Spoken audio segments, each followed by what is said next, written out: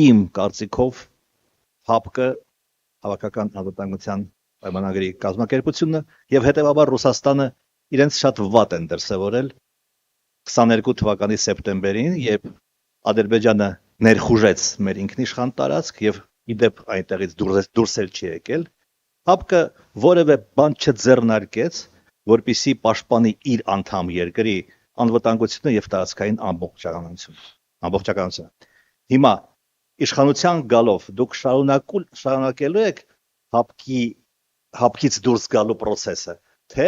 կփորձեք վերականգնել այդ իմ կարծիքով անօգուտ կազմակերպության հետ կապը։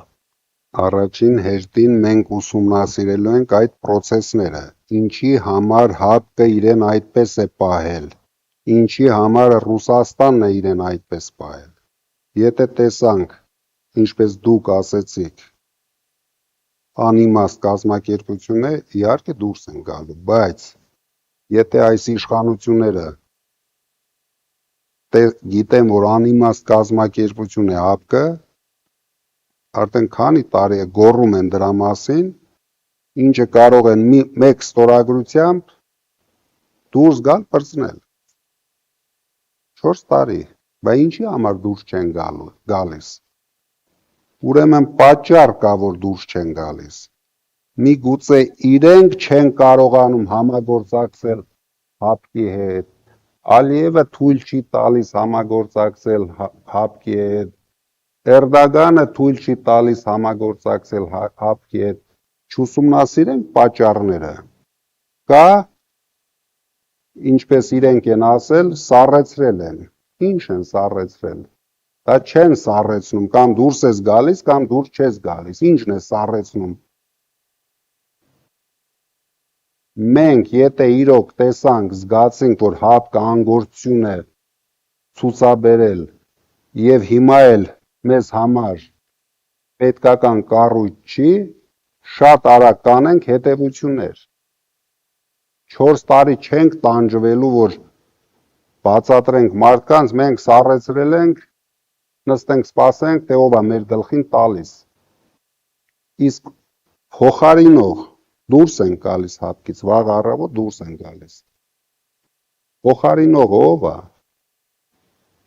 Այնա թող Մակրոնը ստեղ էր, մի հատ կարար սիրուն պայմանագիր ստորագրեր, որ Ֆրանսիան մեր երաշխավորն է բոլոր հարցերում։ Ես դեմ չեմ, ես ուրախ կլինեմ։ Թող Ամերիկայի հետ ստորագրի, նորից ավելի ուրախ կլինեմ։ Բայց ունենք ինչ ունենք, ունենք ՀԱՊԿ-ը, ունենք Ռուսաստանի հետ ստորագրած պայմանագրեր։ Հիմա մենք դուրս ենք գալիս եւ մնում ենք Ալիևի երաշխավորության տակ։ Դա ինչի է բերելու մեր երկիրը։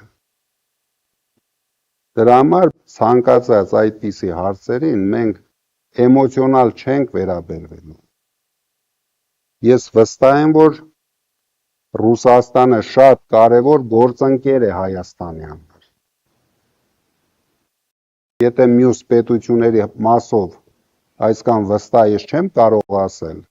բայց կուսումնասիրենք, միգուցե մենք իրենցից կարող ենք ավելի շատ օգտվել։ Բայց անել էմոցիոնալ քայլեր, ինչը կլինի ճակատագրական մեր երկրի համար, մենք չենք անելու դա։ Մենք ամեն քայլը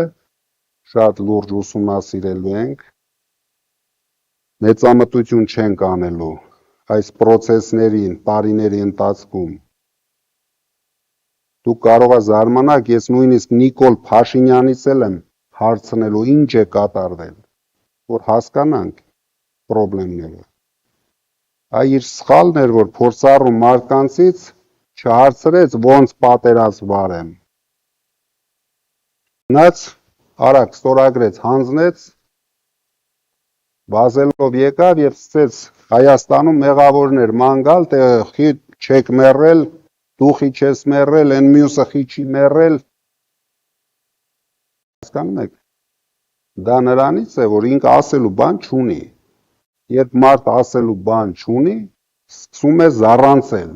Իրենք հիմա զառանցում են։